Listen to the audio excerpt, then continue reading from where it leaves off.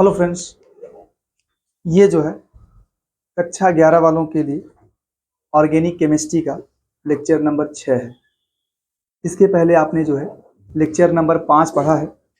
Lecture number 5 में आपको जो है बहुत सारे क्रियात्मक समूहों के बारे में बताया गया है और क्रियात्मक समूहों के लिए सामान्य केस में लिखा जाता है द्वितीयक अनुलग्न।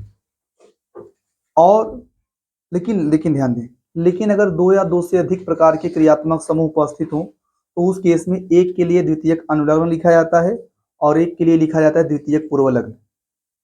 द्वितीयक पूर्वलग्न क्या होगा वो भी आपको लिखाया गया है और द्वितीयक अनुलग्न क्या होगा वो भी आपको लिखाया गया है। जो क्रियात्मक समूह सीनियर होगा उसके लिए लिखेंगे क्या आप लोग, द्वितीयक अनुलग्न, और जो क्रियात्मक समूह जूनियर होगा उसके लिए आप लिखेंगे द्वितीयक पूर्वलग्न। ठीक है, अच्छा देखिए ध्यान से आप लोग, अभी लेक्चर नंबर 6 है, लेक्चर नंबर 6 है।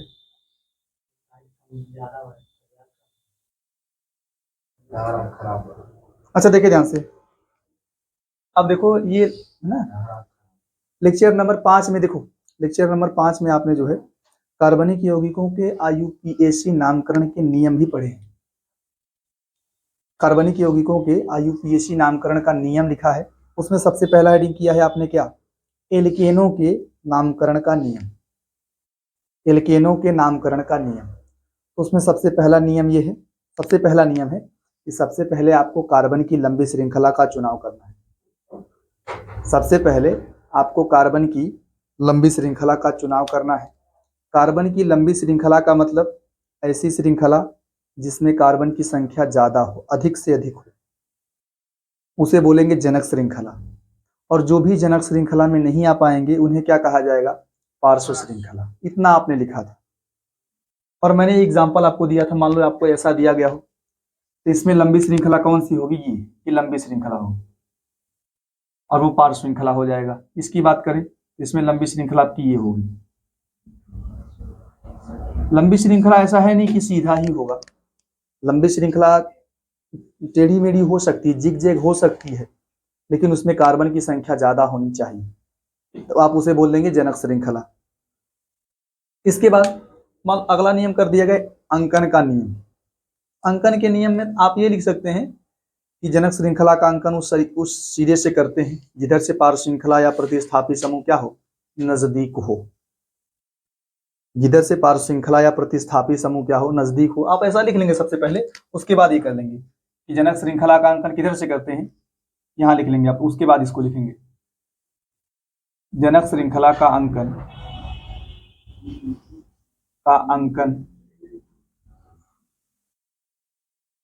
उस सिरे से करते हैं, उस सिरे से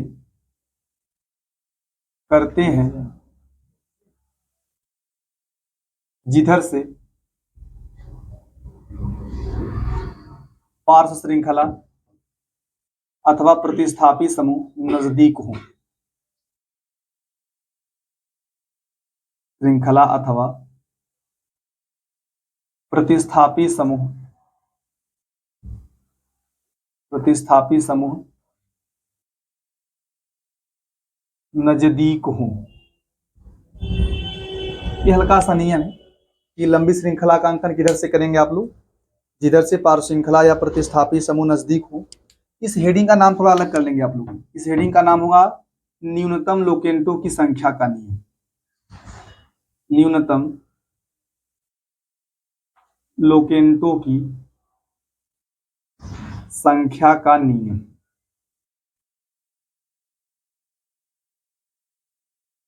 न्यूनतम लोकेंटों की संख्या का नियम। अभी आपको लोकेंट से बता दें कि लोकेंट होते क्या है। सबसे पहले आप इसको समझिए कि जनक श्रृंखला का अंकन किधर से करेंगे, जिधर से पार्श्व श्रृंखला या प्रतिस्थापी समूह क्या हो, नजदीक। जैसे मान लो ये लंबी श्रृंखला मिल गई है, उसका अंकन आप किधर से करेंगे भाई, जिधर से पार्श्व श्रृंखला नजदीक है, यही आपका पार्श्व श्रृंखला है, यही पार्श्व श्रृंखला है। ये जो है इधर से नजदीक दिख रहा है, तो अंकन आप इधर से करेंगे 1 2 3 4 5 6 7। इसके बाद आप उसको बोल दें ना, ध्यान दीजिए आप, अगर पार्श्व श्रृंखला में कार्बन आया हो एक कार्बन, तो उसके लिए क्या लिखते हैं? मेथिल लिखा जाएगा। पार्श्व श्रृंखला में यदि कार्बन आया हो तो आप क्या करेंगे? उसको मानेंगे ब्रांच है भाई, ब्रांच है। पार्श्व श्रृंखला हो चाहे प्रतिस्थापी समूह हो, सभी के सभी ब्रांच में ही आते हैं। पार्श्व श्रृंखला में कौन आएगा? मेथिल, एथिल, प्रोपिल, यही सब आ जाएंगे पार्श्व श्रृंखला में। अब ब्रांच में कौन आता है? क्लोरोफ्लोर। ब्रांच में वो भी आएगा, वो प्रतिस्थापी समूहों में गिना जाता है। नाइट्रो, क्लोरो, फ्लोरो, ब्रोमो, आयोडो, एल्कोक्सी, ये सब प्रतिस्थापी समूह की कैटेगरी में गिने जाते हैं। नाइट्रो, एल्कोक्सी, क्लोरो, फ्लोरो, ब्रोमो, आयोडो, ये सब क्या होते हैं? प्रतिस्थापी समूह की कैटेगरी में गिने जाते हैं। अगर मान लो, देखो ध्यान से, अगर मान लीजिए पार्श्व श्रृंखला में कार्बन आया हो, पार्श्व श्रृंखला में क्या आया हो? कार्बन, तो समझ लो ब्रांच है, साइड पार्श्व श्रृंखला है, वो पार्श्व श्रृंखला है। लेकिन कार्बन के लिए क्या लिखा जाएगा? पार्श्व श्रृंखला में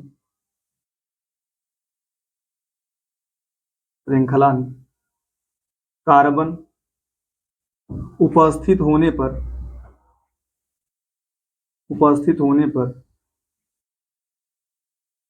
क्या करते हैं भाई? कार्बन की संख्या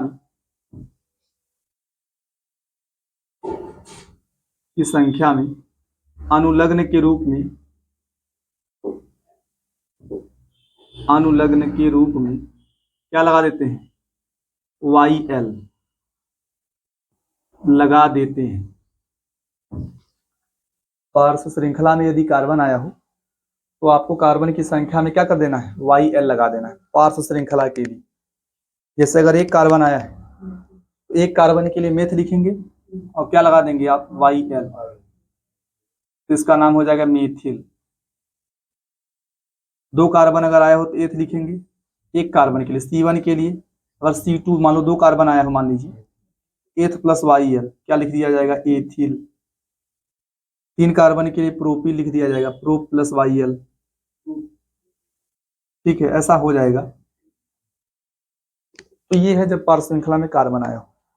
ठीक है, मान लो अगर इसका नाम लिखना हो तो आप इसका नाम लिखेंगे मेथिल। मेथिल किसरे कार्बन से जुड़ा हुआ है? तीसरे कार्बन से, तो लिखेंगे 3 मेथिल।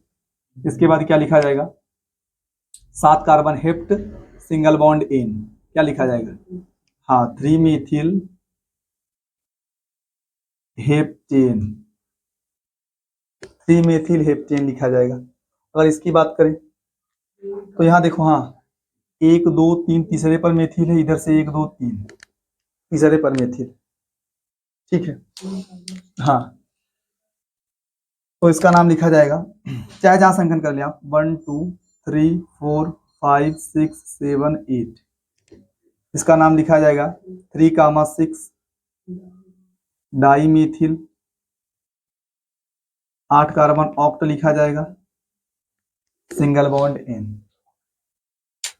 ये भी मेथिल दो बार है, एक बार 3 पर आया, एक बार 6 पे आया है, तो 3,6 लिखा जाएगा।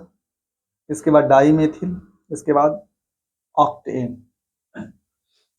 अच्छा देखो ध्यान से, अगर मैं ऐसे बात करूं, अगर मान लो ऐसा कुछ आया हो, जैसे NO2 ऐसा कुछ आया है, तो आप इसका नाम लिख लेंगे ना, अंकन यहीं से करेंगे आप, 1 2 3 4 5, इसका नाम होगा 2 नाइट्रो पेंटेन। इसमें कुछ है नहीं खास, इसमें कुछ है नहीं ना। लेकिन अगर आप इस नियम का यूज करना चाहते हैं, ये जो नियम लिखा है लोवेस्ट लोकेंटों की संख्या का नियम, लोकेंट जानते हैं क्या है? जो आपके जो नहीं, जिससे मान लीजिए NO2 हो गया, लोकेंट मतलब ये ब्रांच, ऐसा नहीं कह सकते, ब्रांच में आया है। जो आपके प्रतिस्थापी समूह हो गए, पार्श्व श्रृंखलाएं हो गई, ये सब लोकेंट में गिने जाते हैं। ये लंबी श्रृंखला, ध्यान दीजिए आप, ये लंबी श्रृंखला से जो है अटैच रहते हैं, लंबी श्रृंखला के किसी न किसी भाग से अटैच जुड़े रहते हैं, इन्हें लोकेंट कहा जाता है। जो ब्रांच हो गए ना, जो आपके पार्श्व श्रृंखलाएं हो गई, प्रतिस्थापी समूह हो गए, इनको लोकेंट माना जाता है, लोकेंट। ठीक है,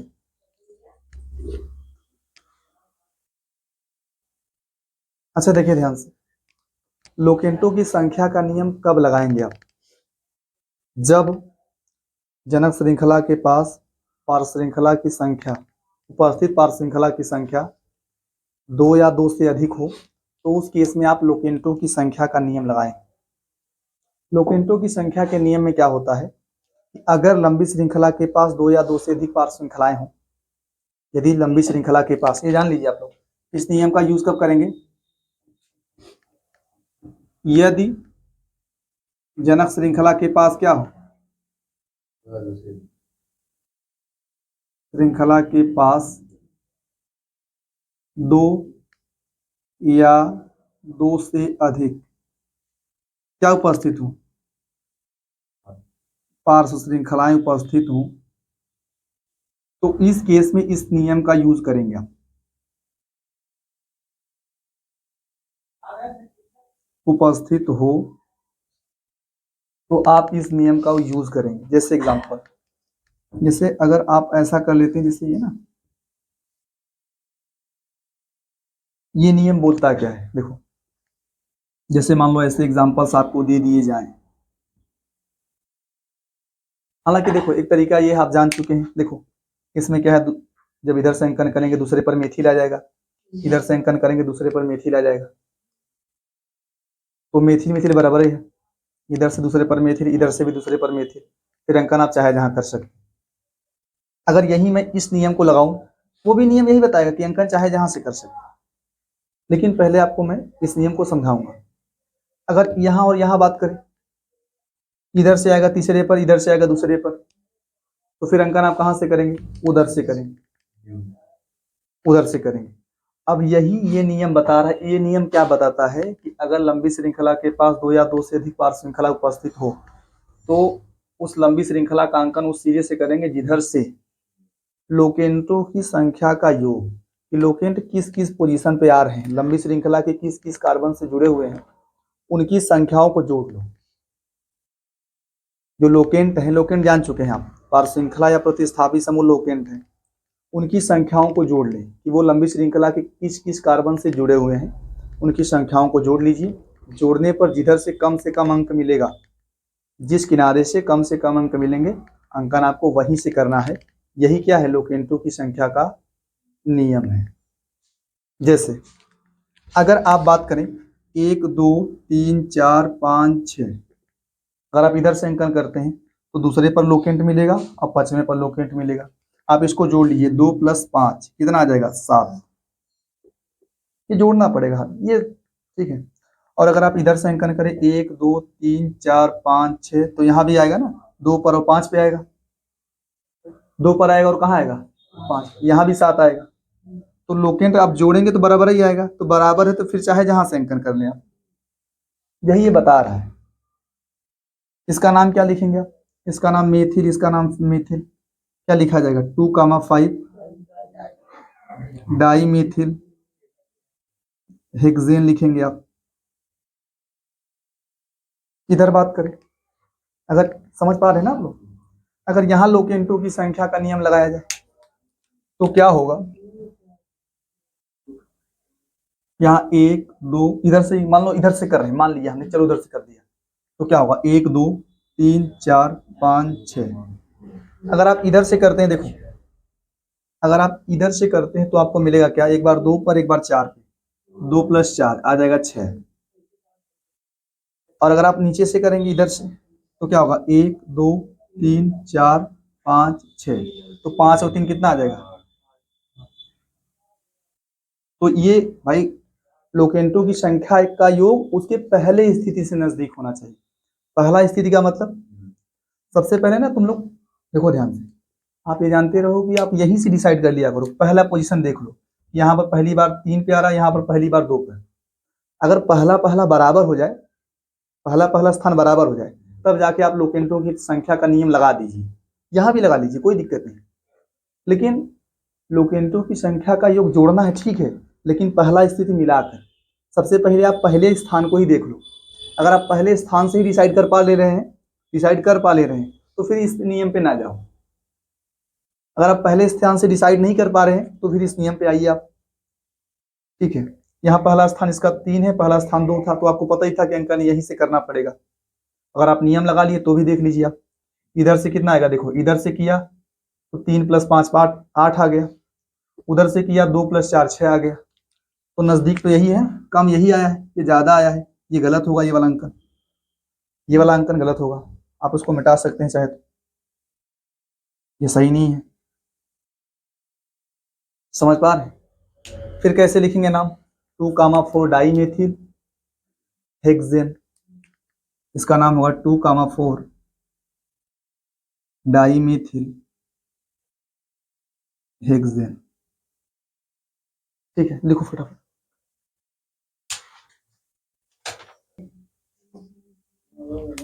अच्छा देखिए ध्यान से, ध्यान से, ये देखो बहुत सारे प्रश्न आपको दिए गए सॉल्व करने के लिए, आप इसको लगाइए, ठीक है। अच्छा देखिए, इसकी बात करें, अगर इसकी बात किया जाए तो आप इसका नाम कैसे लिखें? अगर लोकेंटो की संख्या का नियम लगाओ, लोकेंटो की संख्या का नियम ना तब लगाया करें आप जब, यहां भी लग सकता है, ऐसी बात नहीं, बात वही है, लोकेंटो की संख्या का नियम तब लगाया करें जब जब लोकेशन सेम रहे, कब पोजीशन सेम रहे। यहाँ तो डिफरेंट है, ये इधर से दूसरे पर, इधर से कहाँ रहा है? तीसरे पर। इधर से दूसरे पर है, इधर से कहाँ रहा है? तीसरे पर। ठीक है, तो फिर अंकन आप यही जानते हैं करेंगे, और जोड़ेंगे तो भी वही हाल आएगा, उधर कम आएगा, उधर से ज्यादा आ जाएगा। अगर आप इधर से अंकन करने के बाद जोड़ेंगे तो कम आएगा, इधर से अंकन करने के बाद जोड़ेंगे तो ज्यादा आएगा। कैसे कम आएगा? अगर आप इधर से अंकन करेंगे 2 और इसके बाद क्या आएगा? 4 6 आ जाएगा, 2,4 6 आएगा। और अगर आप इधर से अंकन करें 3 और फिर 3 और 5 आएगा। अगर आप इधर से अंकन करते हुए जाएंगे तो एक 3 पे आएगा, एक 4 पे आएगा, एक कहाँ आएगा? 5, 3 और 5 पे आएगा, 8 आएगा। इधर से करोगे 2 3 और 4, एक बार 2 पर, एक बार कहाँ आएगा? 4 पर, 6 आएगा। तो भाई ऊपर वाला का वैल्यू कम आएगा और नीचे वाले वैल्यू ज्यादा आएंगे, तो फिर अंकन आपको पता है कहाँ से करना है। ठीक है, तो 1 2 3 4 5 6। ठीक है, इसका नाम क्या लिखेंगे? 4 एथिल, पहले एथिल को लिखना है ना भाई, ये एथिल है, ये मेथिल है, तो दो ही पार श्रृंखला आ गई है। तो अगर पार श्रृंखला 2 या 2 से अधिक हो तो उनका नाम कैसे लिखेंगे आप? सबसे पहले पार श्रृंखला को लिखना है। आप ये नियम जानते रहिए कि यूपीएससी नामकरण में क्या होता है, सबसे पहले पार श्रृंखला को लिखा जाता है, उसके बाद बंद श्रृंखला को, ये ट्रिक्स हैं, पार श्रृंखला, फिर बंद श्रृंखला, फिर कार्बन की संख्या को, फिर कार्बन कार्बन के बीच बॉन्ड को, उसके बाद क्रियात्मक समूह को। पार श्रृंखला को लिखा जाता है सबसे पहले, उसके बाद बंद श्रृंखला को। अगर बंद श्रृंखला नहीं है तो फिर उसको नहीं लिखना है। उसके बाद क्या लिखना है? जनक श्रृंखला या कार्बन की संख्या को लिखना है। उसके बाद कार्बन कार्बन के बीच में बॉन्ड कौन सा है, और उसके बाद लिखना है क्रियात्मक समूह के बारे में। मान लीजिए क्रियात्मक समूह पार श्रृंखलाएं 2 या 2 से अधिक, 2 या 2 से अधिक प्रकार की पार श्रृंखलाएं हो, एक मेथिल है, एक एथिल है, फिर कैसे लिखना है? फिर इनको लिखेंगे अल्फाबेटिकल ऑर्डर में, अंग्रेजी वर्णमाला क्रम में लिखेंगे। अगर ये 2 या 2 से अधिक प्रकार की पार श्रृंखलाएं उपस्थित हों तो उनको कैसे लिखना है? अंग्रेजी वर्णमाला क्रम। मतलब पहले आपको एथिल को लिखना है, फिर बाद में किसको लिखना है? मेथिल को। अंकन उंकन करने के बाद, अंकन वगैरह कर लीजिए, करने के बाद जब नाम लिखने की बारी आएगी तो सबसे पहले जो अंग्रेजी में वर्णमाला में जो पहले आएगा उसको पहले लिखना है, जो बाद में आएगा उसको बाद में। इसका नाम लिखेंगे आप 4 एथिल, इसके बाद 2 मेथिल, इसके बाद 6 carbon hex, single bond in, hexane. इसकी बात की जाए तो देखो, अगर आप लोकेंटो की संख्या का नियम यहां लगाएंगे, पहली बात देखो, हाँ इधर से करना आपको पता है ना, 1 2 3 4 5 6 7, तो यहाँ का आएगा 2 3 और 6, 2 + 3 + 6 कितना आ जाएगा? 11 आ जाएगा, 11 आएगा। और अगर आप इधर उधर से करो तो 1 2 3 4 5 6 7, तो 6 और 5 + 2, हाँ एक 2 आ रहा है, एक 5 पे आ रहा है, एक बार 6 पे आ रहा है, 13 आ जा रहा है। तो हाँ वो वाला वैल्यू कम है, तो ऊपर वाला सही होगा, नीचे वाला क्या होगा? गलत। हालांकि आप वैसे भी जान सकते हैं, इधर से पहली बार 2 पर आया, इधर से पहली बार 2 पर, इधर से दूसरी बार 3 पर है, इधर से दूसरी बार कुछ है ही नहीं, दूसरी बार अगर आएगा भी इधर से तो बहुत दूर पर आएगा। इधर से पहली बार जो है 2 पर आया है पार श्रृंखला, इधर से पहली बार 2 पर, ठीक है बराबर है। लेकिन दूसरी बार यहाँ नजदीक है, वहां तो बहुत दूर है उससे, ऐसा मान के अंकन कर लो। ठीक है, ठीक है। तो क्या होगा देखो, इसका नाम होगा मेथिल। 3 बार आ गया तो क्या लिखेंगे, 2, 3, 6 ट्राई मेथिल हेप्ट लिखना है और एन हेप्टेन। इसकी बात की जाए यहां थोड़ा इंपॉर्टेंट, ये देखो आप अगर आप लोकेंटो की संख्या का नियम लगाओ, हर देखो लोकेंटो की संख्या का नियम बहुत सोच समझ के लगाना है। अगर आप ऐसे ही डिसाइड कर ले रहे हो, ठीक है कि पहली बार 2 पर आया है, पहली बार यहाँ 2 पर, तो उसके बाद लगा सकते हैं लोकेंटो की संख्या का नियम। अगर आप पहले बार से ही क्लियर हो जा रहे हो कि पहली बार यहाँ पर 2 पर है, यहाँ पहली बार कई पर है, 3 पर है, तो फिर आप पहले नजदीक कौन है, ये वाला नजदीक है। और अगर आप यहाँ ध्यान दो बता रहे हो, अगर आप यहाँ लोकेंटो की संख्या का नियम लगाएंगे ना, तो लोकेंटो की संख्या का नियम बता देगा कि अंकन इधर से करना है, न कि इधर से। हालांकि वो गलत हो जाएगा, ध्यान दो आप। लोकेंटो की संख्या का नियम कब लगाना है, जब पहला स्थान बराबर हो जाए। अगर पहले स्थान से ही आप क्लियर कर पा रहे हैं तो फिर लोकेंटो की संख्या का नियम मत लगाओ, नहीं तो फिर आप कंफ्यूज हो जाएंगे। क्यों, अगर आप लोकेंटो की संख्या का नियम यहाँ लगाएंगे ना, तो यहाँ क्या आएगा देखो, 1 2 3 4 5 6 7 8 9 10। एक बार 2 पर है, एक बार 7 पे है, एक बार 8, तो क्या मिलेगा, 2 + 7 + 8, 8 7 15, तो 17। और अगर आप इधर से करेंगे, इधर से 1 2 3 4 5 6 7 8 9 10, क्या मिलेगा, एक बार 3 पर मिलेगा, एक बार 4 पर मिलेगा, एक बार 9 पर मिलेगा। तो कितना जा रहा है, 9 3 12, 12 4 16। देखो ये वैल्यू कम आ रहा है, तो लोकेंटो की संख्या के नियम के हिसाब से अंका तो यहां से किया जाए, नहीं, लोकेंटो की संख्या का नियम कब लगाना है, जब प्रथम स्थिति का हो जाए, हाँ प्रथम स्थिति बराबर हो तब। मनमानी लगाएंगे तो फंस जाएंगे, आप बता दे रहा हूं, कभी कभी फंसेंगे, हमेशा नहीं, कभी कभी कुछ प्रश्न ऐसे मिल जाएंगे जहां जोड़ेंगे 17 आया तो सोचेंगे यहां से अंका नहीं करना है, इधर से कर देना है। नहीं, आप देखो फर्स्ट पोजीशन देख लो, इसका फर्स्ट 2 पर है, इधर फर्स्ट 3 पर आ रहा है, वहां से अंकन करना है, वहां पहले बराबर अगर हो जाए फिर लगा दो लोकेंटो की संख्या का नियम। तो ये वाला जो है नहीं होगा सही। अब आप इसका नाम लिख लें, नाम क्या लिखेंगे देखो, 2, 7, 8 tri methyl, 2, 7, 8 tri methyl 10 carbon dec single bond ane, decane हो जाएगा। और भी प्रश्न आपको दे रहा हूं इसको सॉल्व कराने के बाद। अच्छा देखो इधर बात किया जाए, इधर से तीसरे पर क्या है, मेथिल, इधर से तीसरे पर एथिल। लोकेंटो की संख्या का योग तो बराबर आएगा, ये जान लो आप। अगर भाई ये देखो, इधर से तीसरे पर, इधर से भी तीसरे पर, तो जोड़ेंगे तो बराबर आएगा, निकाल के जोड़ लीजिएगा। या फिर ऐसा ही देख लो ना, तीसरे पर इधर से एथिल, इधर से तीसरे पर मेथिल, तो यहाँ लोकेंटो की संख्या का योग तो बराबर आएगा। फिर कैसे देखें, फिर हाँ, फिर देख लो अंग्रेजी वर्णमाला, थोड़ा सा अंग्रेजी वर्णमाला देख लीजिए। इधर से पहले ई आ रहा है, इधर से पहले यम आ रहा है।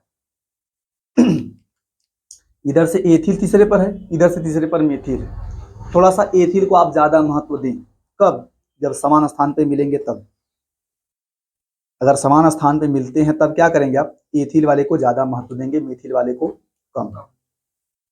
तो यहाँ क्या होगा देखो, इसका अंकन आप इधर से करेंगे, 1 2 3 4 5 6 7 8। और जब नाम लिखेंगे, जब नाम लिखा जाएगा तो नामकरण हमेशा ही कैसे करेंगे, पार श्रृंखलाओं का 2 या 2 से अधिक प्रकार की पार श्रृंखलाएं हों तो उनका नाम आप कैसे लिखेंगे, अंग्रेजी वर्णमाला क्रम के हिसाब से। इसका नाम लिखा जाएगा 3 एथिल 6 मेथिल 8 कार्बन के लिए ऑक्ट लिखा जाएगा और सिंगल बॉन्ड एन। अच्छा ये बताओ इसका अंकन किधर से होगा? अंकन इधर से होगा। अच्छा देखिए ध्यान से, क्यों? क्योंकि फर्स्ट देखो, सबसे पहली बात है फर्स्ट पोजीशन देख लो बस। अगर आप फर्स्ट पोजीशन से ही क्लियर हो जा रहे हो कि अंकन कहाँ से करना है तो फिर आप कर लीजिए। हाँ देखो ध्यान से, सबसे बड़ी बात देखो, इसका क्या होगा? 1 2 3 4 5 6 7 8। पहले आप लोकेंटो की संख्या जोड़ो यार, यहाँ लोकेंटो की संख्या जोड़ें।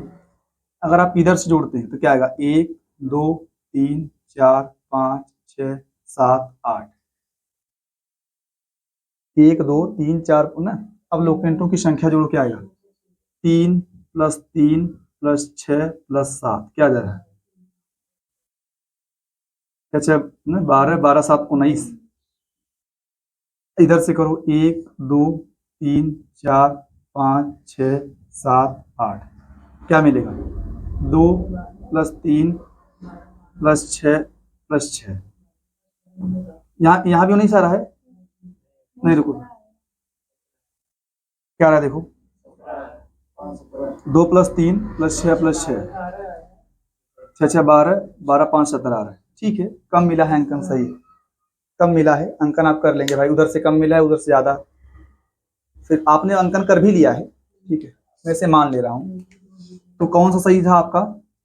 नीचे वाला, नीचे वाला सही है ना? ऊपर वाला गलत था भाई, ऊपर में ज्यादा वैल्यू जोड़ने पर आ रही है और नीचे वाले में कम आ रहा है। क्या लिखेंगे आप नाम? देखो ये मेथिल मेथिल मेथिल है और ये एथिल है। पहले आप एथिल को लिखिए, फिर बाद में मेथिल को। एथिल कई सिरे पर है? 3 पे, तो क्या लिखेंगे? 3 एथिल। इसके बाद 2 कामा, पहले 2 लिखेंगे ना, फिर 6 कामा 6 ट्राई मेथिल।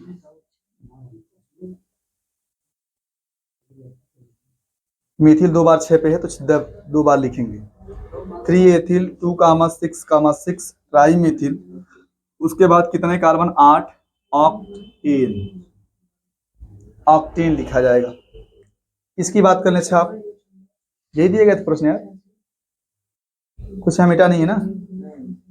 नहीं, कुछ होना चाहिए और यार, कुछ क्वेश्चन होने चाहिए इसके।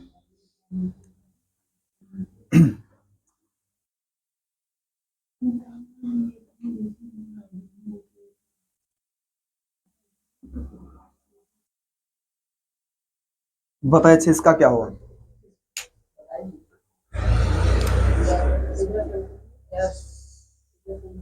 आप सोच रहे हैं कि लंबी श्रृंखला ये बन जाए ना? लंबी श्रृंखला ये बनेगी, बता दे रहा हूँ हर जगह। हाँ, लंबी श्रृंखला आपकी ये बनानी है, नहीं तो सोचेंगे तो पहले एथिल पड़ गया, फिर ऐसा नहीं। अब इसके बाद देखिए, अब देखो रही अंकन वाली बात, इधर से तीसरे पर मिलेगा, इधर से दूसरे पर, तो फिर अंकन आप यहीं से करने 1 2 3 4 5 6 7 8 9, यही है ना? अब देखो एथिल लिख देंगे पहले आप, पहले 3 एथिल, इसके बाद हाँ, एक बार 2 पर है मेथिल, एक बार 6 पर है, एक बार 7 पे है। ये भी मेथिल है, ये भी मेथिल, ये भी मेथिल, ये भी मेथिल, तो 3 एथिल। उसके बाद 2 कामा 6 कामा 7 ट्राई मेथिल और 9 carbon known single bond in, known in. ठीक है, लिखो फटाफट।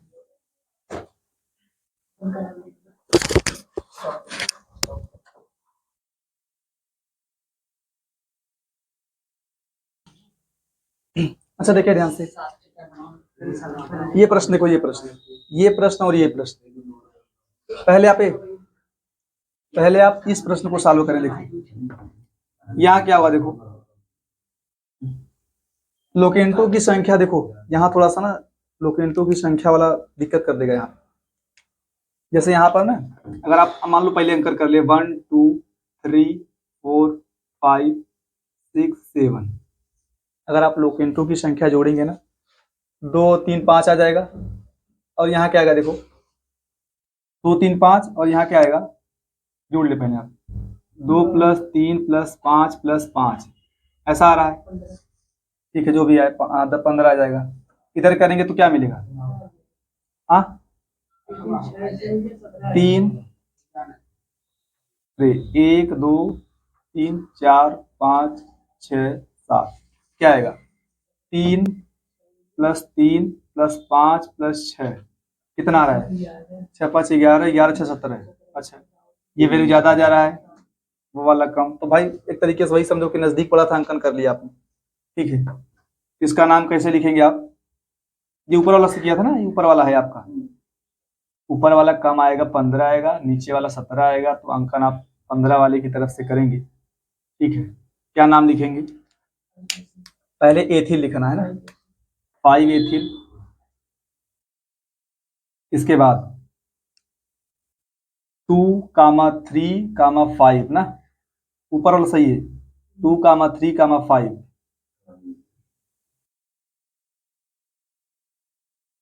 5 ट्राई मेथिल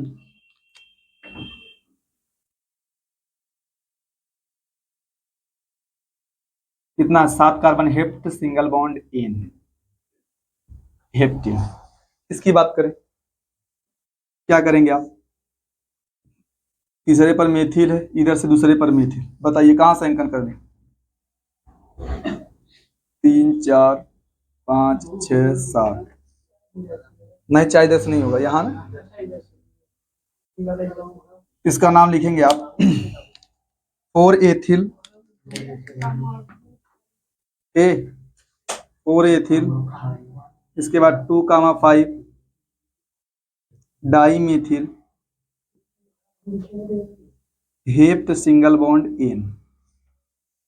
यहाँ कुछ नियम लिखाया गया है, अगर पार श्रृंखला या प्रतिस्थापी समूह एक से ज्यादा बार आ जाए, समान पार श्रृंखला, समान लिखेंगे आप लोग सामने, इस समान पार श्रृंखला या प्रतिस्थापी समूह एक से ज्यादा बार आ जाए, तो उस केस में क्या करेंगे, उसको बार बार नहीं लिखना है। जैसे मेथिल मेथिल 2 बार आ जाए, मेथिल मेथिल 3 बार आ जाए, तो 3 बार मेथिल नहीं लिखना है, क्या कर देना है, ट्राई मेथिल, 2 बार डाई मेथिल, 4 बार टेट्रा मेथिल, मान लो एथिल 2 बार आ जाए, 5 बार पेंटा मेथिल, और क्या, यही बताया जा रहा है कि अगर पार श्रृंखला या प्रतिस्थापी समूह एक से ज्यादा बार आ जाए, तो पूर्व लग्न का मतलब उसके पहले, मेथिल के पहले, एथिल के पहले आप क्या लिख सकते हैं, डाई ट्राई टेट्रा पेंटा हेक्सा, जो भी जिस हिसाब से आया हो। इसके बाद एक ये नियम है, लिखा है आपने, संख्यात्मक पूर्वलग्न के बीच, मान लो अपने भाषा में ये समझे कि संख्याओं के बीच में, जैसे 2, 2 जब 2 2 3 आ जाए, तो 2, 2, 3 लिखा जाएगा।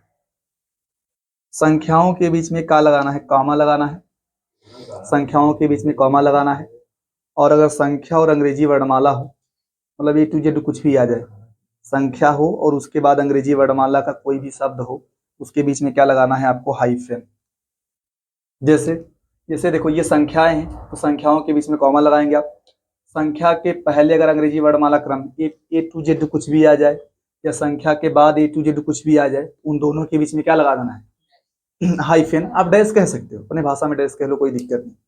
ये थोड़े से सामान्य नियम है कि संख्याओं के बीच में कॉमा लगाना है और संख्या और अंग्रेजी वर्णमाला के बीच में हाइफन लगा देना है। अच्छा, एक और क्वेश्चन देखो, इसको सॉल्व किया जाए।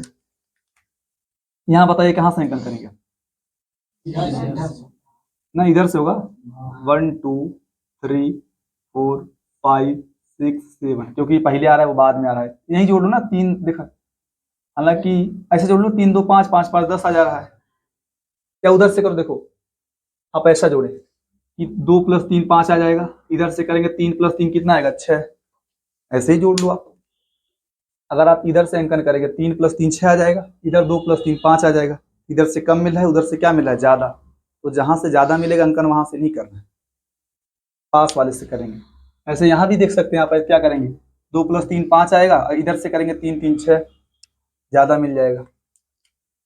तो आप इसका अंकन कहाँ से करेंगे, इसका नाम कैसे लिखेंगे, लिखेंगे 2, 3, 5, 5, 2, 3, 5, 5 टेट्रामेथिल हेप्टेन। ठीक है, हेप्टेन है।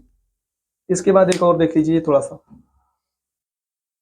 ये बात हो रहा है, एक नियम है, प्रतिस्थापी समूह या पार श्रृंखला अगर समान स्थान पे आ जाए, प्रतिस्थापी समूह या पार श्रृंखला अगर समान स्थान पे आते हैं तो अंकन आप कहाँ से करेंगे, प्रतिस्थापी समूह की तरफ से, समान स्थान पर आने पर, अलग अलग नहीं। अगर अलग अलग स्थान पे आएगा तो फिर आप प्रतिस्थापी समूह को ज्यादा महत्व देंगे। नहीं नहीं, जैसे ये समझे, अगर प्रतिस्थापी समूह या पार श्रृंखला अलग अलग स्थानों पर आते हैं तो जो जहां से पहले मिलेगा अंकन वहीं से करना है। प्रतिस्थापी समूह पहले मिलेगा तो अंकन प्रतिस्थापी समूह की तरफ से करेंगे, पार्श्व श्रृंखला पहले मिलेगी तो अंकन पार्श्व श्रृंखला की तरफ से करेंगे। लेकिन अगर भाई यही है कि पार्श्व श्रृंखला और प्रतिस्थापी समूह अगर अलग अलग स्थान पे आएंगे तो जो जहां से पहले मिलेगा, जिस किनारे से जो पहले मिलेगा अंकन उसी किनारे से किया जाएगा। लेकिन अगर समान स्थान पर आते हैं तो फिर अंकन आप कहां से करेंगे, प्रतिस्थापी समूह की तरफ से। ठीक है, मैं कुछ क्वेश्चन देना घर पे करके आइए इसको। देखो ये लिखिए फटाफट आप लोग।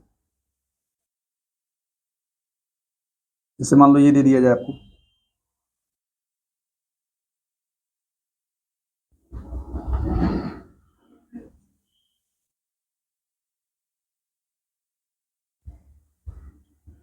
ये तो आप लिख लिया होगा ना, ये वाला, ये नहीं हुआ आपका,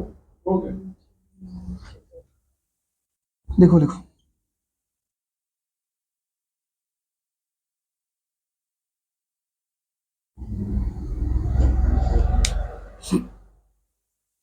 देखिए ध्यान से,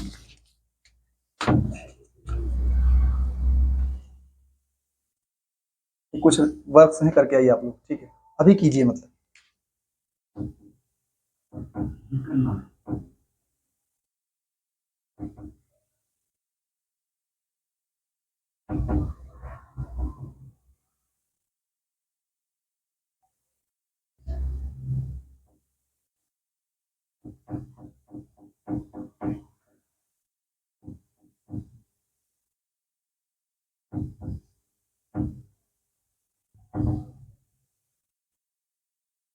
बस ये लास्ट प्रश्न कीजिए आप लोग।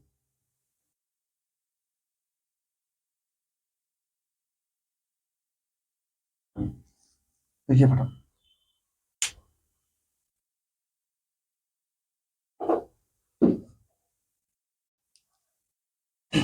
देखिए ध्यान से आप लोग, इसका यूपीएससी नाम लिखना है ना, आपको इसका यूपीएससी नाम लिखना है। तो यहां देखें आप, ये देखो क्या है, ये आपका मेथिल है, पार्श्व श्रृंखला है, ये मेथिल है, एनाइट्रो है, प्रतिस्थापी समूह है। तो अंकन करते समय आप किसको महत्व देंगे, प्रतिस्थापी समूह को। अंकन यहां से किया जाएगा 1 2 3 4 5 6। ये भी आपका पार्श्व, मतलब ये भी पार्श्व श्रृंखला है, ये भी एक प्रकार का पार्श्व श्रृंखला ही है। इन दोनों को पूर्व लग्न के रूप में लिखा जाएगा। तो जब आपको दो या दो से अधिक प्रकार के पूर्व लग्न मिल जाए, यदि आपको दो या दो से अधिक प्रकार के पूर्व लग्न मिल जाए तो उनको आप अंग्रेजी वर्णमाला क्रम में लिखें। अंग्रेजी वर्णमाला क्रम के हिसाब से एक को पहले एक को बाद में लिखो, फिर इसके बाद मूलाक्षर लिखें आप लोग, फिर वही कार्बन की संख्या लिखो, फिर कार्बन कार्बन के बीच में बॉन्ड को लिखो, फिर क्रियात्मक समूह अगर आया हो तो लिख लो उसको भी। तो यहाँ पर पूर्व लग्न दो टाइप के हैं, तो आप इनको जो है अंग्रेजी वर्णमाला क्रम के हिसाब से लिखें। इसका नाम मेथिल होगा, इसका नाम नाइट्रो होगा। तो मेथिल पहले आता है अंग्रेजी वर्णमाला क्रम में, तो लिखा जाएगा 5 methyl 2 nitro, 5 methyl 2 nitro, 6 carbon hex single bond in hexane. 7 carbon था, इधर से तब करना है, चलो बढ़ा लेंगे, चलो ठीक, बढ़ा लिया जाएगा। इसका देखें आप, चलो कर लूंगा बाद में। यहाँ क्या हुआ देखो, तीसरे पर नाइट्रो है, दूसरे पर मेथिल है। अंकन भाई ये देखो पहले आ रहा है ना, तो अंकन यहाँ से हो जाएगा 1 2 3 4 5 6 7। क्या नाम लिखेंगे, 2 मेथिल, 2 मेथिल, इसके बाद 5 नाइट्रो हेप्टेन। इसके बाद इसका देखिए आप, इसका अंकन कहां से करेंगे आप, ये एथिल है, ये नाइट्रो है, ये पार्श्व श्रृंखला है, ये प्रतिस्थापी समूह है, दोनों समान स्थान पे, इधर से ये तीसरे पर, इधर से ये तीसरे पर। तो अंकन कहां से किया जाएगा? प्रतिस्थापी समूह की तरफ से। लेकिन लिखेंगे पहले आप एथिल को। जब लिखा जाएगा तो पहले एथिल लिखा जाएगा, 5 ethyl 3 nitro 7 carbon hept single bond ane, heptane. उधर बात कर लिया जाए, यहाँ क्या है? दूसरे पर नाइट्रो है, तीसरे पर क्लोरो है। ये पहले आया तो अंकन यहीं से कर देंगे। इसका नाम लिखेंगे 4 क्लोरो 2 नाइट्रो हेक्सेन। इसका बात किया जाए तो इसमें क्या देखेंगे आप? अंकन यहां से किया जाएगा 1 2 3 4 5 6। क्या लिखेंगे? 2 क्लोरो 4 नाइट्रो हेक्सेन। इसका बात किया जाए तो क्या करेंगे आप? अंकन यहां से होगा ना, ब्रोमो दूसरे पर आ रहा है, उधर से दूसरे पर क्लोरो। क्या नाम लिखेंगे? 2 ब्रोमो 6 क्लोरो हेप्टेन। अच्छा मान लीजिए क्या क्वेश्चन बढ़ा दिया जाए, मान लो अभी इसका लिखवा रहा हूं मैं। अच्छा देखो, अच्छा कुछ ऐसा केस हो कि ऐसा इधर से दूसरे पर नाइट्रो आ जाए, इधर से दूसरे पर क्लोरो। बताइए अंकन कहां से करेंगे आप? किधर से? क्लोरो की तरफ से, ठीक है, समान स्थान पे है ना। तो क्या लिखेंगे? 2 chloro 5 nitro 2 chloro 5 nitro hexane. एक और देख लिया जाए कि मान लो ऐसा कुछ केस आ जाए, मान लो इसका नाम लिखना हो आपको, ये ब्रोमो आ जाए, ये Cl आ जाए, क्लोरो। बताइए अंकन कहां से करेंगे? अंकन क्लोरो की तरफ से होगा, 1 2 3 4 5। लेकिन नाम पहले किसे लिखेंगे? हाँ, लिखा जाएगा 3 bromo 2 chloro 3 bromo 2 chloro pentane. ठीक है, इसकी बात किया जाएगा। इसका बात करें, देखो ये मेथॉक्सी है, ये नाइट्रो है, तो मेथॉक्सी भी प्रतिस्थापी समूह में भी आता है। एल्कॉक्सी वगैरह प्रतिस्थापी समूह है, नाइट्रो भी प्रतिस्थापी समूह है। तो इस केस में इधर से तीसरे पर मेथॉक्सी, उधर से तीसरे पर नाइट्रो है। किसे महत्व दिया जाएगा? मेथॉक्सी को। 1 2 3 4 5 6 7। क्या नाम लिखेंगे आप? 3 मेथॉक्सी 5 नाइट्रो 3 मेथॉक्सी 5 नाइट्रो। इसके बाद क्या है? हेप्टेन। ठीक है, यही था ना, एक ठो बढ़ के था ना। चलो उसको लिख रहे हैं बाद में, अभी लिख रहे हैं उसको।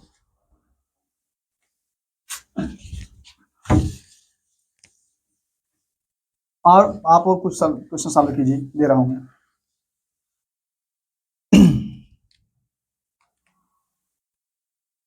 ये लिखिए, इसको सॉल्व करें आप।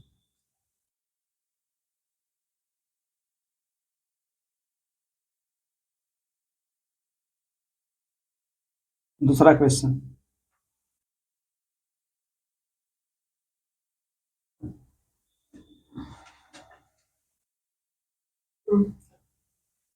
तीसरा क्वेश्चन,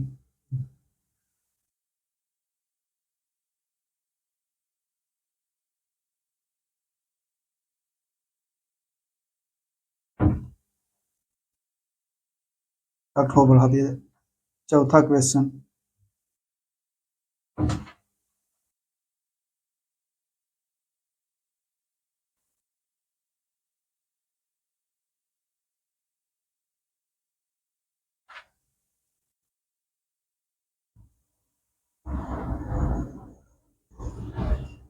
चलिए इसी का नाम लिखें आप लोग, या लास्ट एक और बढ़ा दें, 5 बस।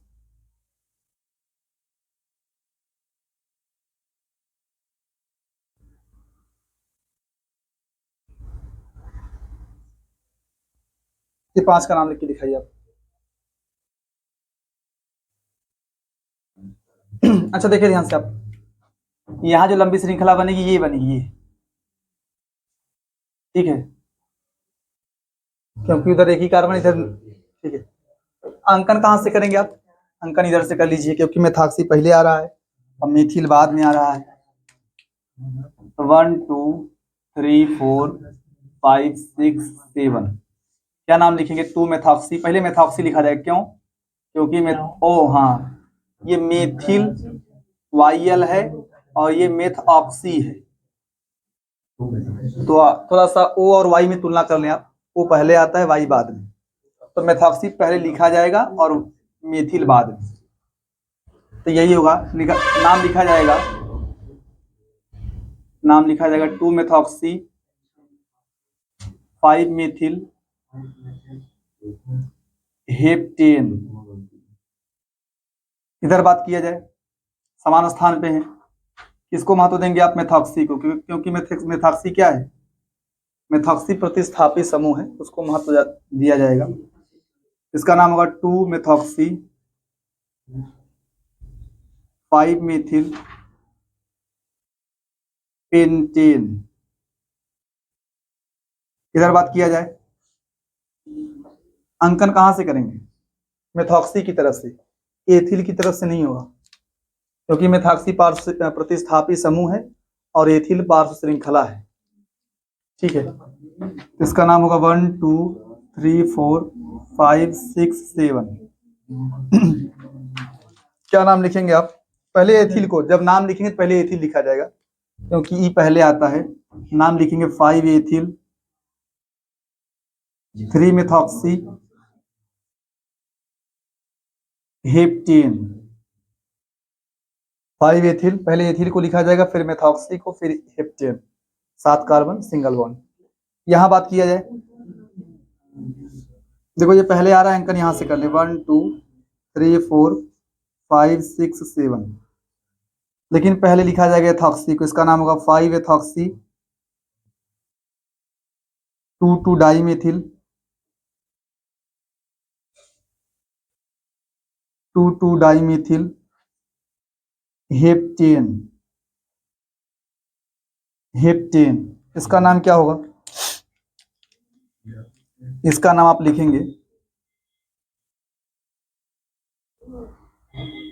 बताइए अंकन कहां से किया जाएगा? अंकन इधर से किया जाएगा,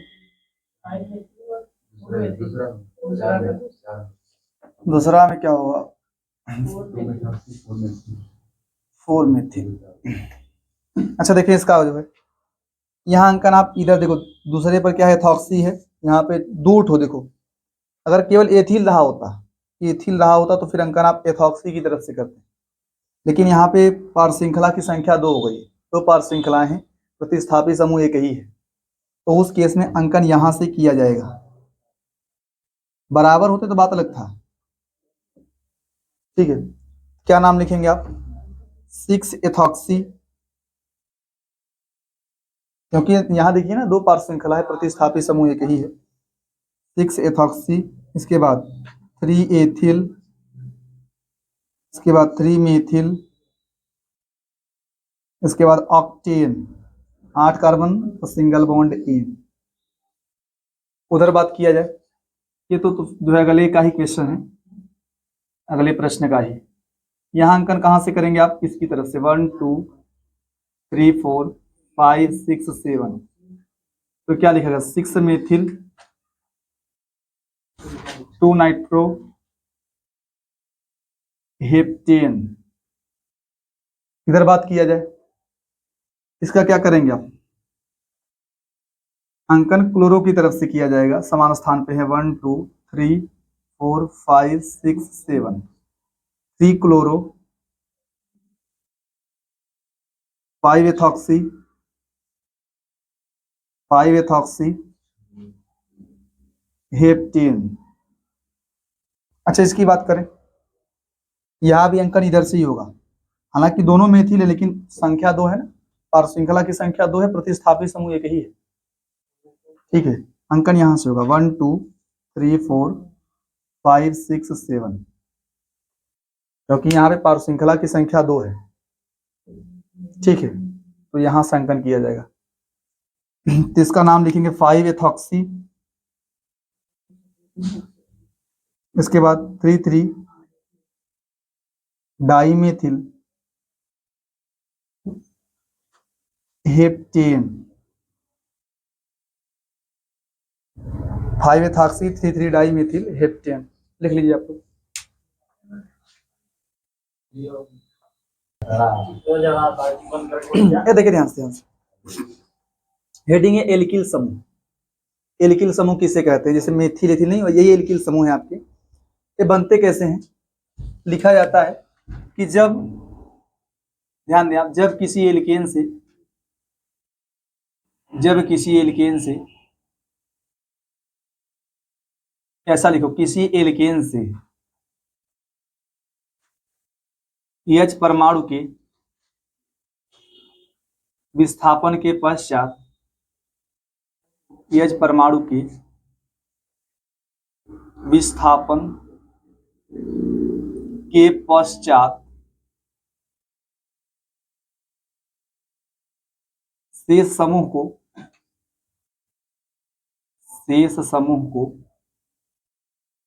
क्या कहा जाता है?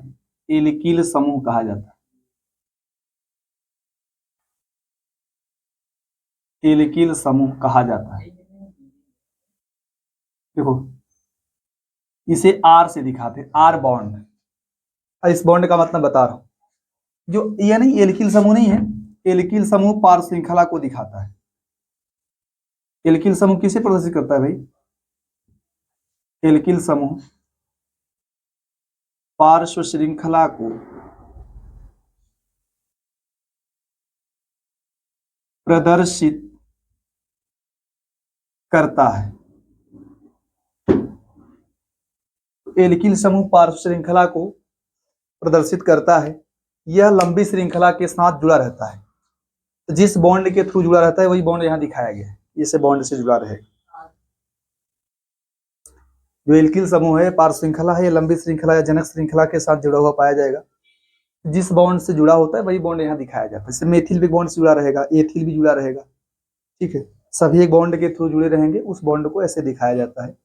अब इसका एग्जांपल क्या है? मान लो जैसे अगर मेथेन से बन जाए, मेथेन का एक एच हटा दीजिए तो आपको मिलेगा मेथिल समूह, ये इसको ऐसा लिखा जाएगा। एथेन का हटाने के तो क्या मिलेगा? एथिल समूह। ये मेथिल है, ये एथिल है। प्रोपेन का होता है C3H8 और वहां से एक एच हटा दिया जाए तो आपको मिलेगा C3H7। इसका क्या नाम होगा? प्रोपिन।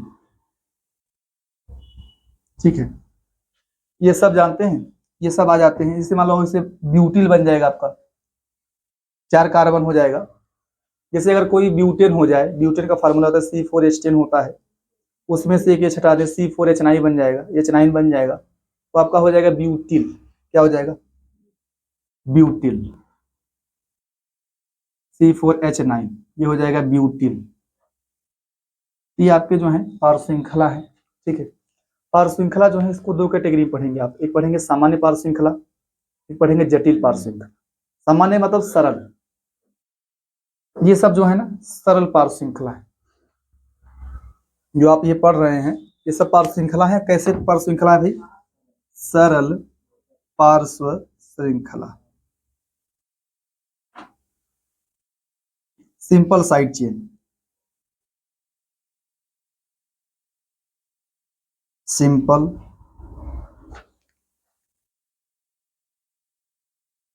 Side chain.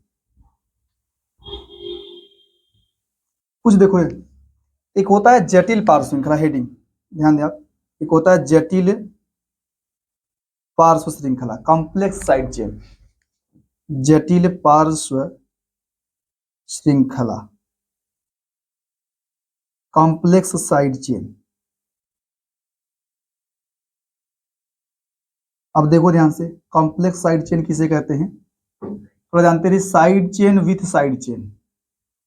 अगर साइड चेन के पास भी साइड चेन होगा तो उसे आप क्या बोल देंगे? Complex side chain. यदि पार्श्व श्रृंखला के पास भी पार्श्व श्रृंखला पाई जाए तो ऐसी पार्श्व श्रृंखला को आप क्या बोलेंगे? जटिल पार्श्व श्रृंखला, कॉम्प्लेक्स साइड चेन। अब कैसे पहचानेंगे आप? देखो मान लीजिए, अगर जैसे मान लीजिए आप मानते हैं कि ये कार्बन लंबी श्रृंखला जुड़ा हुआ है, अगर इसी कार्बन से कार्बन जुड़ रहे हैं, अगर वो कार्बन सीधी श्रृंखला में जुड़ रहा है तो इससे मान लो ऐसा कोई कार्बन है, ध्यान दीजिए आप, ऐसा यहाँ दीजिए ना, अगर कोई कार्बन ऐसा जुड़ जाए, उधर नहीं दिख रहा था ना, अभी दिख रहा है, ऐसे कार्बन जुड़ते जाएं, ये आपके सिंपल हो जाएंगे। लंबी श्रृंखला के साथ ऐसा जुड़ा हुआ हो या ऐसे जुड़ा, चाहे जैसे जुड़ा रहे, मान लीजिए ऐसे जुड़ते हुए चले जाए, ये आपके सिंपल साइड चेन हो, इसका नाम होगा प्रोपीन। मान लीजिए ऐसा कुछ हो कि लंबी श्रृंखला के साथ ये कार्बन जुड़ा है, इसके साथ ऐसे 4 कार्बन जुड़ते जाए, ये भी आपका सिंपल में आएगा। लेकिन ध्यान दो, अगर मान लीजिए कोई कार्बन ऐसा है, ये लंबी श्रृंखला से जुड़ा है और इस लंबी श्रृंखला वाले कार्बन के साथ इधर भी कार्बन जुड़े हों, इधर भी कार्बन जुड़े हों, ध्यान दीजिए आप, अगर कोई कार्बन है उसके, वो सिंपल नहीं है, मतलब उधर वहां साइड चेन्स वगैरह पाई जा रही है। जैसे ये कार्बन लंबी श्रृंखला से जुड़ा हुआ है और इस कार्बन की इधर भी कार्बन जुड़ा हो, इधर भी कार्बन जुड़ा हो। और एग्जांपल देखिए, जैसे मान लीजिए आपका ऐसा हो, कोई कार्बन हो, इसके साथ में ऐसी बातें हो, ऐसा हो, ये भी आपका क्या होगा, जटिल पाल श्रृंखला। ये कि इधर भी साइड चेन है, इधर भी, मतलब इधर भी कार्बन जुड़े हुए हैं, इधर भी कार्बन जुड़ा हुआ है। अगर ध्यान दो, अगर आपके सामने ऐसे कंडीशंस आ जाए ऐसे, तो ये भी आ जाएगा, ये भी कॉम्प्लेक्स होगा। ये सब कॉम्प्लेक्स साइड चेन है, ये सभी कैसे है, कॉम्प्लेक्स साइड चेन, ये सब कॉम्प्लेक्स, ये आपके कॉम्प्लेक्स के एग्जांपल है। वो तो सामान्य के थे, कॉम्प्लेक्स वाली बात यहाँ। तो कुछ ध्यान दीजिए आप, कुछ फेमस कॉम्प्लेक्स साइड चेन मैं आपको लिखवा रहा हूं, कुछ फेमस कॉम्प्लेक्स साइड चेन आपको लिखवाया जाएगा। पहले आप इसको लिख लीजिए, फिर मैं कॉम्प्लेक्स साइड चेन का अलग से नाम आपको लिखवा रहा हूँ, जगह चाहिए थोड़ा सा, इसको लिखिए फटाफट। ये किसका एग्जांपल है, कॉम्प्लेक्स साइड चेन। देखिए ध्यान से, ये सिंपल साइड चेन है, कॉम्प्लेक्स साइड चेन है। मैं आपको कुछ कॉम्प्लेक्स साइड चेन दे रहा हूं और उसका नाम बता रहा हूं, ध्यान दीजिए आप, देखिए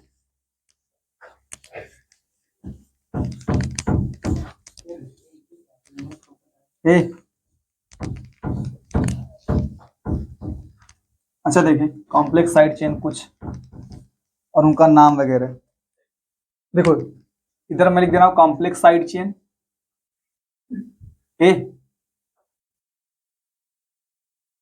इधर लिख रहा हूं कॉम्प्लेक्स साइड चेन, जटिल पार श्रृंखला और उनका नाम,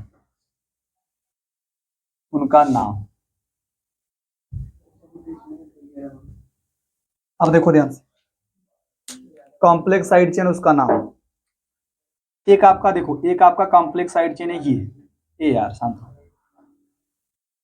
अगर मान लीजिए कोई कार्बन उसके साथ में CH3 जुड़ा हो, ये CC2 हो, आप बाद में समझ लीजिए कि CH3 है ना, ये H हो जाएगा, ये H CH3 ये आप इसको ऐसा भी लिख सकते हैं कि CH और CH3 2 बार हो जाएगा, CH3 ट्वाइस,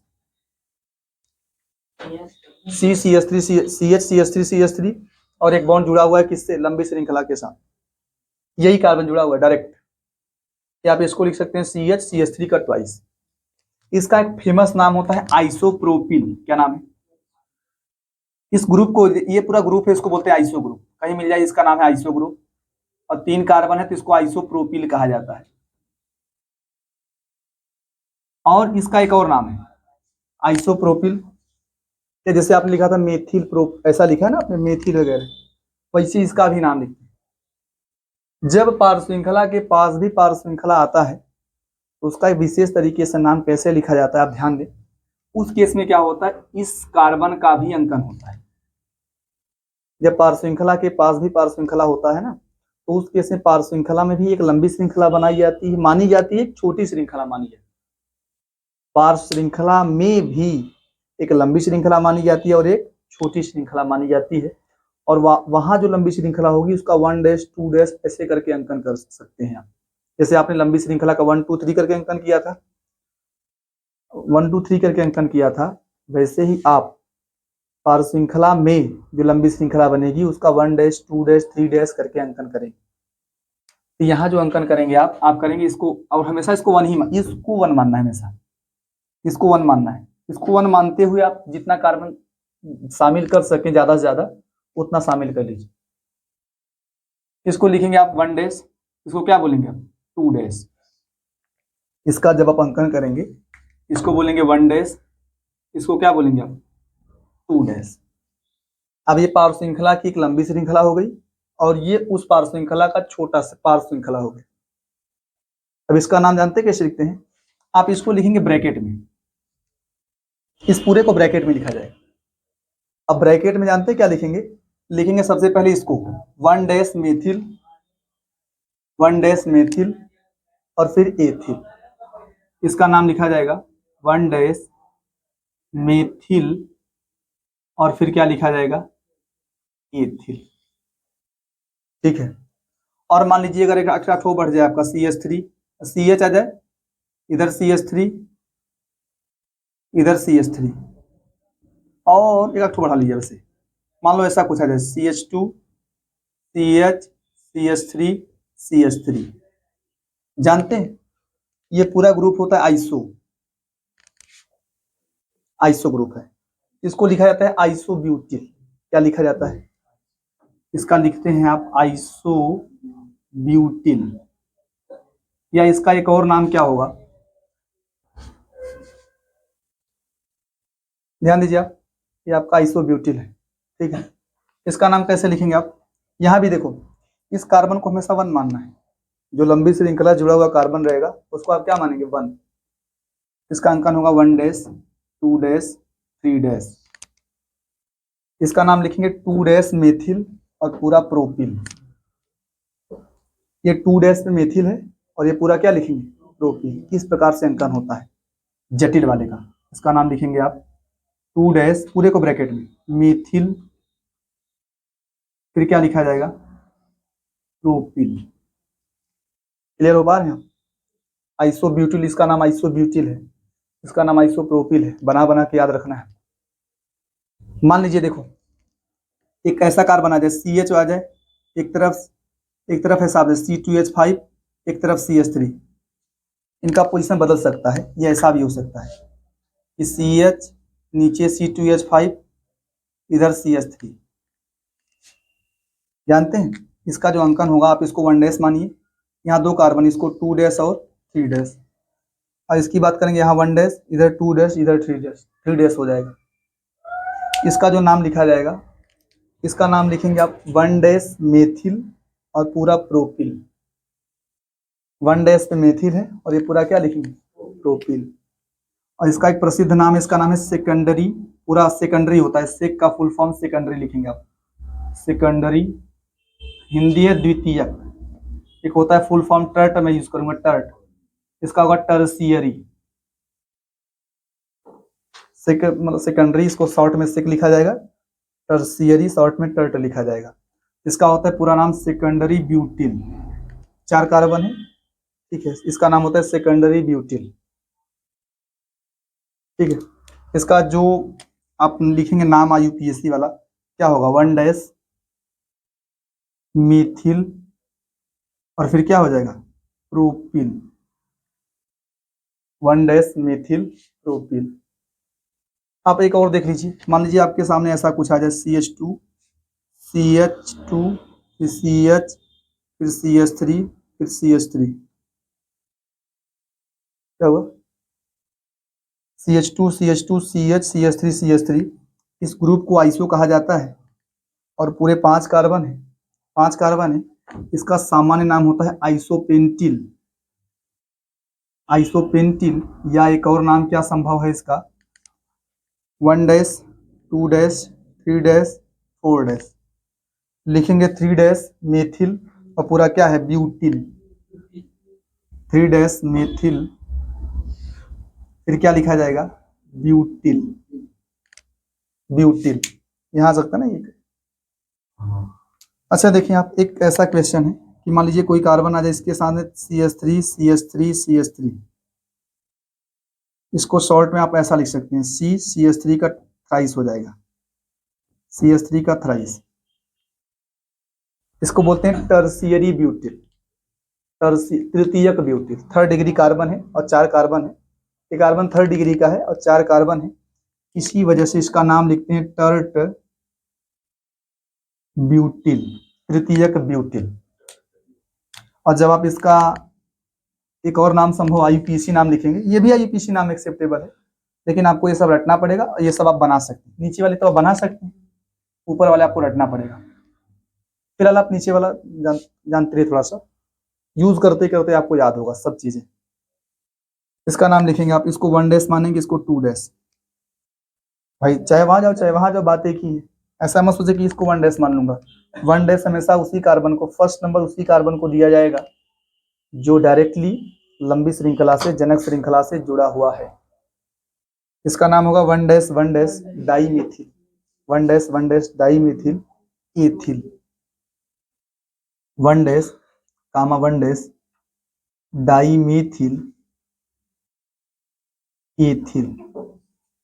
एक लास्ट देख लें आप, लास्ट बस। अगर आपके सामने ऐसी कुछ ग्रुप्स आ जाएं, मान लो कोई कार्बन हो, उसके साथ में टर्शियरी ग्रुप जुड़ा हो, कौन सा ग्रुप? जो 3rd डिग्री ग्रुप नहीं था, H लगा लेंगे बाकी अपना, यहाँ 2H लगा लीजिएगा, 2H, यहाँ पे 3H, यहाँ पे 3H। अगर कोई कार्बन उसके साथ में 3rd डिग्री कार्बन जुड़ा हो, उस पूरे ग्रुप को कहा जाता है नियोपेंटिल। इस ग्रुप का नाम है नियोपेंटिल। इस ग्रुप का नाम है नियोपेंटिल ग्रुप। और जब इसका IUPAC नाम लिखा जाता है तो 1 डैश 2 डैश 3 डैश क्या लिखेंगे? हाँ, 2 डैश डाइमेथिल प्रोपिल।